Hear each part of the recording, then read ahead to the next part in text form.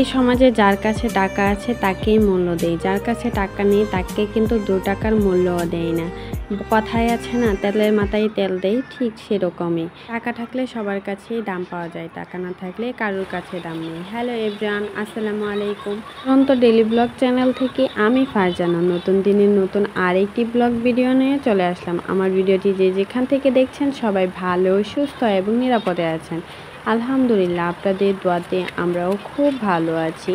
তো প্রতিদিনের মতো আজকের ভিডিওটি আমি সকাল থেকে শুরু করেছি। সকালবেলা ঘুম থেকে উঠে খুবই মজাদার একটা পছন্দের খাবার খেয়ে নিচ্ছিলাম। মানে তাহসানের বাবা নিয়ে আসছিল চিকেন বিরিয়ানি, বিফ বিরিয়ানি, সব বিরিয়ানি কিন্তু আমার অনেক বেশি পছন্দের। মানে আমার বিরিয়ানি বলতে গেলে বিরিয়ানি লাভারই। আমি কিন্তু অনেক বেশি পছন্দ করি বিরিয়ানি খেতে। তো এখানে নিয়ে আসছিল, তো সেটাই আর কি সকালের নাস্তাটা করে নিয়েছিলাম। নাস্তাটা করে এখানে হচ্ছে ওয়ার্ডরোবের উপরে এত বেশি অগোছালো হয়ে আছিল, কি আর বলবো। তাহসানের বাবা যখন অফিসে চলে যায় তখন হচ্ছে সব কিছু একদম এলোমেলো করে অগোছালো করে রেখে চলে যায়। তো আমাদের দিকে 2-3 দিন ধরে হচ্ছে কারেন্ট নেই, তো তার জন্য কারোর ভিডিও দেখতে পাচ্ছি না, আর ভিডিও দিতেও পারছি না। এত বেশি সমস্যা হচ্ছে, মানে 3 দিন ধরে বলতে গেলে রান্না বান্না খাওয়া দাওয়া কোনো কিছুই নেই। সব কিছু হচ্ছে হোটেল থেকে এনে খেতে হচ্ছে, আর বাহির থেকে পানি কিনে এনে খাচ্ছি, এরকম পরিস্থিতি। মানে 3 দিন ধরে মানে ট্রান্সমিটার গেছে সেজন্য হচ্ছে 3 দিন ধরে আমাদের দিকে কারেন্ট নেই। তার জন্য অনেক বেশি কষ্ট করে চলতে হচ্ছে, মানে প্রতিদিন হচ্ছে হোটেল থেকে খাবার খেতে হয়। তো এই তো এখানে হচ্ছে আমি সব কিছু গুছিয়ে নিচ্ছিলাম। তো এখন হয়তো বা কারেন্ট চলে আসবে, মানে এখন হচ্ছে ঠিক করে ফেলেছে, সেজন্য হচ্ছে কারেন্টটা দিয়ে দেবে। কয়েকদিন ধরে হচ্ছে কারেন্টের জন্য অনেক বেশি কষ্ট করতে হচ্ছে। আর গ্রামের বাড়ি থাকলে তো খুব ভালো হতো, মানে শহরে তো কোনো কিছুই ফ্রিতে পাওয়া যায় না, সব কিছুই কিনে আনতে হয়, কোনো কিছুই হাতের কাছেও পাওয়া যায় না। তারপরে এখানে হচ্ছে চুলাটা অনেক বেশি ময়লা হয়েছিল, তাই ভাবলাম একটু পানি দিয়ে মুছে নেই। অল্প একটু পানি দিয়ে হচ্ছে চুলাটাকে ভালোভাবে মুছে নিচ্ছিলাম। এই দুনিয়াতে যার কাছে টাকা আছে তাকে কিন্তু সবাই দাম দেয়, যার কাছে টাকা নেই তাকে কিন্তু চালানা দিয়েও দাম দেয় না। বলতে গেলে তেলের মাথায় তেল দেয়, ঠিক সেরকম কথাটার মতোই, এটাই কিন্তু সত্যি কথা। তো আমাদের যেহেতু নিম্ন মধ্যবিত্ত পরিবারদের কিন্তু অনেক বুঝে শুনে পা ফেলতে হয় বা চলতে হয়। তারা কিন্তু শরমে কারোর কাছে কিছু বলতেও পারে না, মানে শরমের কারণে।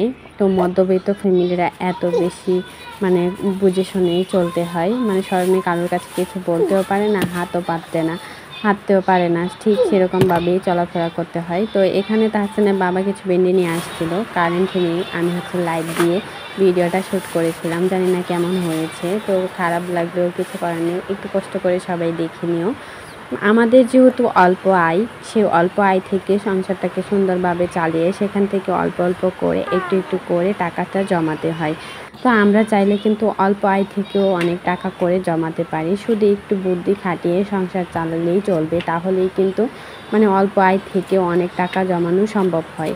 আমরা যদি চাই মানে সংসারের খরচটা একটু কমাতে, মানে যেটুকু প্রয়োজন সেটুকু লাগে বা খরচটা করতে, আর যেটা প্রয়োজন নেই সেটা মানে কেনাকাটা না করে খরচটা করতে, তো এভাবে একটু বুদ্ধি খাটিয়ে সংসার চালালে কিন্তু সংসার জীবন অনেক সুখের হয়, তার সাথে হচ্ছে অনেক টাকাও সঞ্চয় করা সম্ভব হয়। আমরা যেহেতু মধ্যবিত্ত, আমাদের কিন্তু একটা আয় থাকে।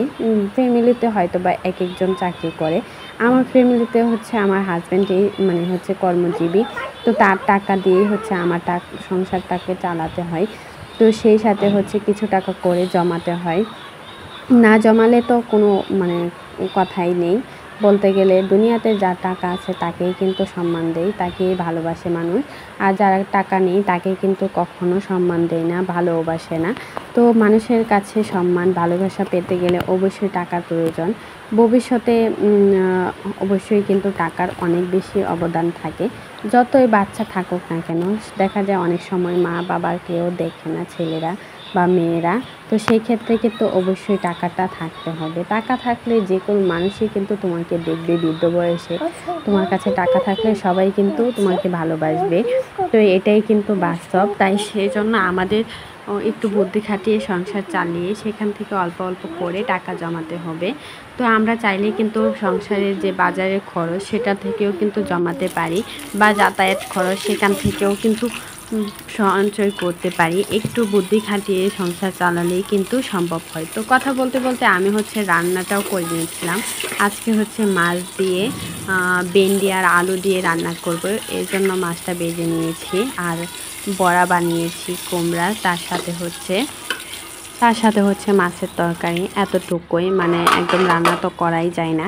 মাত্র 1 ঘন্টার জন্য কারেন্ট দিয়েছিল, মানে আর কি পানির জন্য। সেই ক্ষেত্রেই আর কি একটু কলে বলে রান্নাটা করে নিয়েছিলাম।